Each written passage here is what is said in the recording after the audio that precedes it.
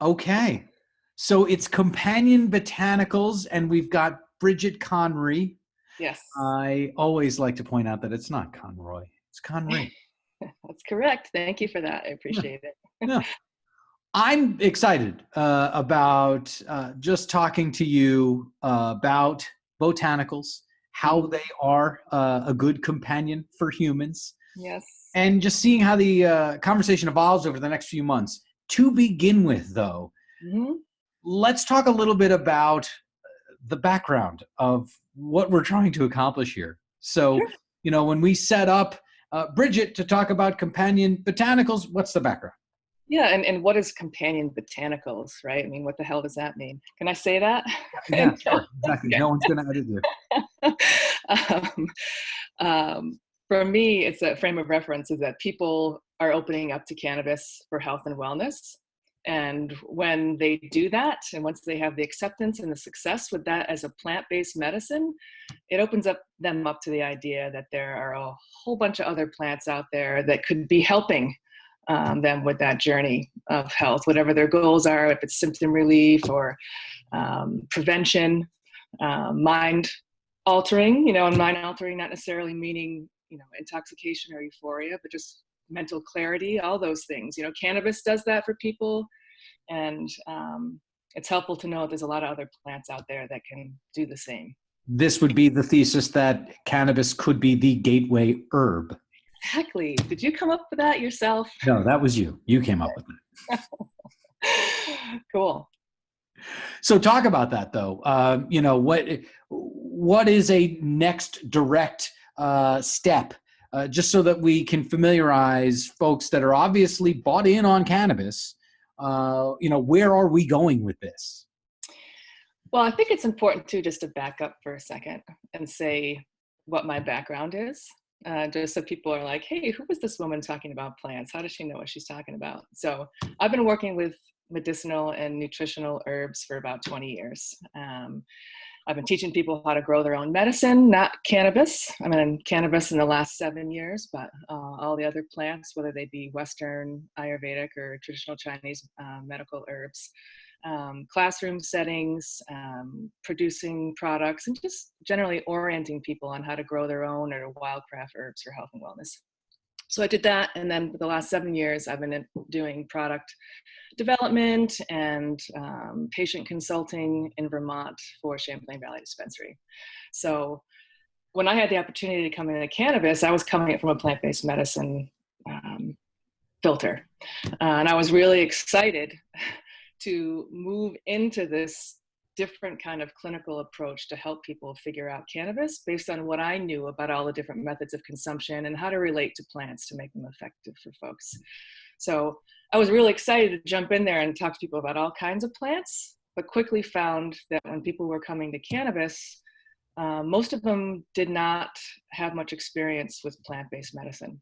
They may have had experience with cannabis, but they didn't really think about it as plant-based medicine. It was either a recreational drug or it was cannabis and it was helping them sleep or things like that. But it wasn't that gateway into exploration of other plants. And so we started to talk to people about that, but quickly found that they just needed to figure out cannabis. And one of the things that I think we'll get to in later versions is just there's a lot to figure out with cannabis because of all of the hybridization that's happened through human manipulation of the plant. So there's almost as much to figure out just for cannabis as there is for the plant kingdom in terms of figuring out what works best. So it took a while to get people to understand cannabis. And once they did, they started to understand, hey, this is a plant.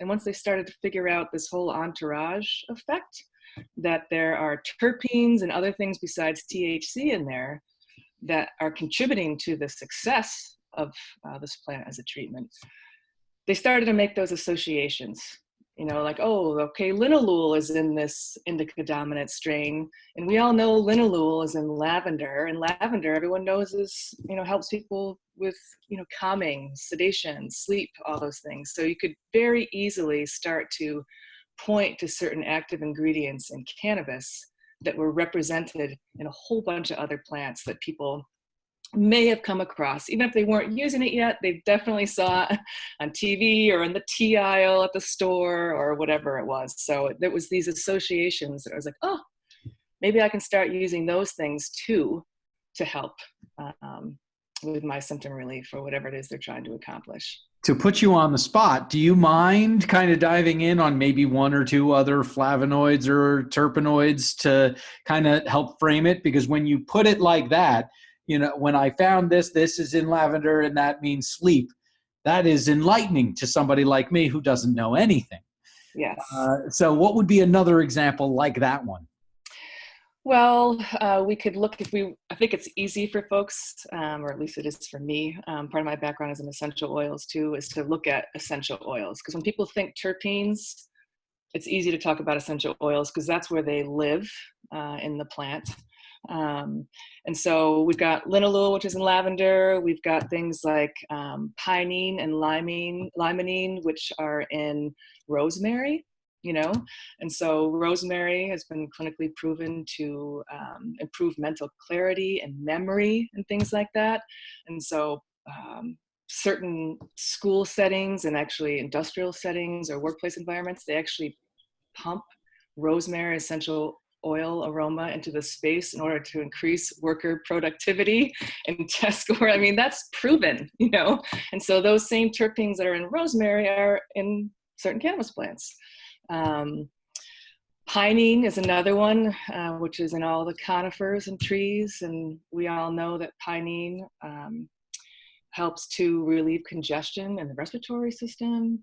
And that, of course, leads to better oxygenation in the blood. So that also will help with brain function and things like that. So that's 3. How's that for a start? Yeah, that's pretty good right to begin with. And that really helps frame, you know, how we could just take cannabis and then kind of expand the conversation. So if we go back to the patient and take the patient and expand that conversation in terms of, you know, how to kind of see what works, you know, once you have, you know, started to investigate, you know, other varieties, how you know what works, and, you know, and all of that, experimentation, reflection, etc. So I think there are those 2 approaches. I mean, one, we were just kind of talking very specifically about active chemical components of the plant. And for a lot of people, that's a little bit too scientific. You know, I mean, for some people that it really is for like the connoisseurs, they really want to understand all those different chemical constituents in the plant that are making it work.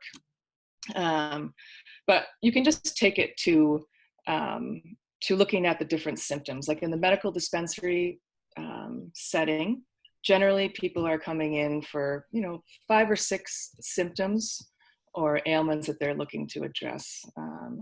Anxiety is a big one. You know, anxiety in our state is not a qualifying condition, but it's a symptom associated with the qualifying conditions because there's just a lot of anxiety surrounding a very serious, debilitating health condition.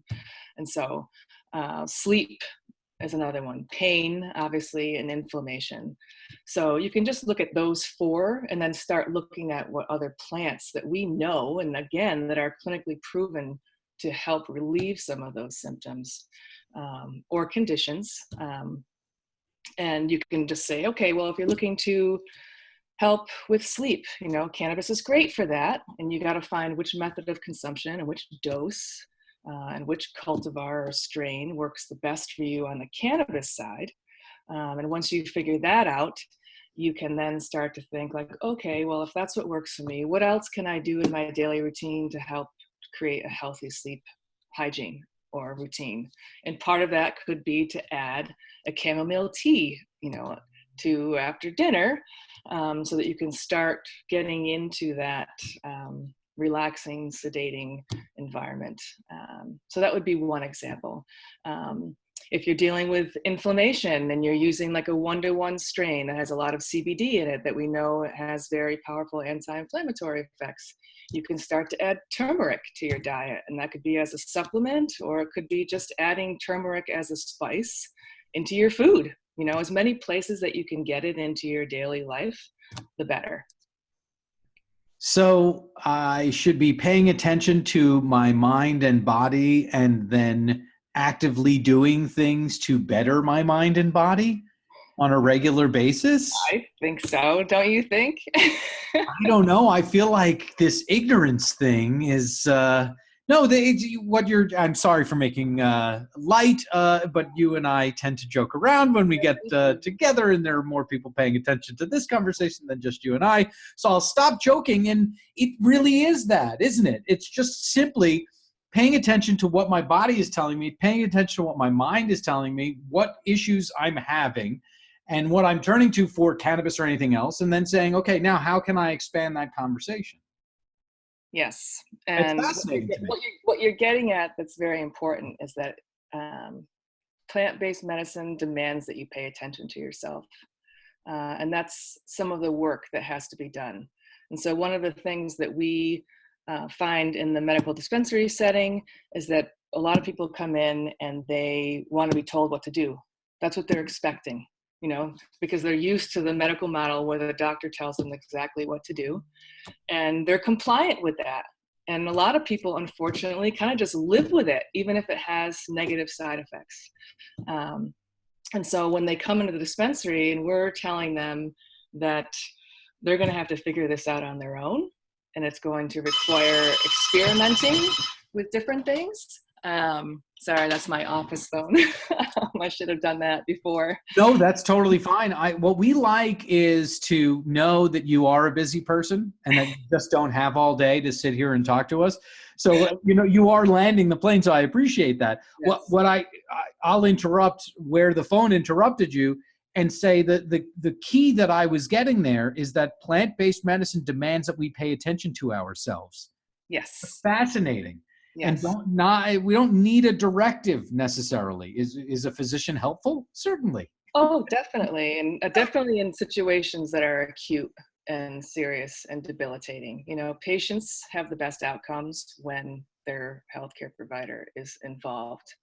And that could be an herbalist in certain situations too. I mean, there is a lot to navigate. And if you're dealing with, as I said, an acute situation, it really helps to have a good guide, because there is a lot to figure out. And so if you can lessen the time it takes, where do I start? That's super helpful. And in either circumstance, whether you're going to an herbalist or a physician, don't go into either of those meetings blind. That's what I'm taking as your advice. Yeah, I mean, there's a lot that you can do ahead of time to start educating yourself. And I always say that with caution, because there is a lot of bad information out there too, on the internet and wherever else. And so it is nice to have somebody helping you in the beginning if you really don't have any knowledge to begin with. But I think more and more the way that we're evolving, and even the fact that cannabis has now been part of our normal life for a lot of people, thank God, in the world, as we're moving out of prohibition, it's more a part of the consciousness. So yeah. And before we get too complex, let's start with some chamomile tea and some lavender on the pillow to go with the cannabis that we're using to help with sleep. I mean, these seem like very simple, basic steps to begin with. Simple, basic steps, yeah. And I mean, the lavender on the pillow too. I mean, not to get too far into that, but the power of aroma is it's powerful, and it's one of the things that people are attracted to in different cannabis strains. And a lot of the times when you smell those cannabis strains, it's an indicator of whether it's going to be good for you or not, before you even consume it in any way. And that's because aroma, I mean, essential oils, terpenes, all those things, they have direct access to your pituitary gland, your hypothalamus. These are things that are like the emotional seat in your brain, and things that control hormone release. So sometimes you don't even have to consume things or ingest things into your body. You can consume them through your nose and quickly have an effect, an aromatherapy. And lavender, everybody knows that. It's an easy one for people to know. They smell lavender, and for most people, it's calming, and it happens pretty quickly. And I just want to be clear here. When you talked about consuming through your nose, you were talking about smelling. You weren't talking about anything else. So let's end there. Bridget, this is great. This is exciting for me because this is a journey that I'm interested in personally going on. So I really appreciate your time on this, and I can't wait for the next one already. How about that? That sounds good. We're not ending there, though, are we? Oh, you don't want to end there? Is there another point that is there one more thing that we should discuss? No, there's all kinds of stuff, but we should probably stop there. Well, I'm just for this one. We've got many more to go. All right. That sounds good. All right. I'll see you down the line. All right. Thanks. Bye.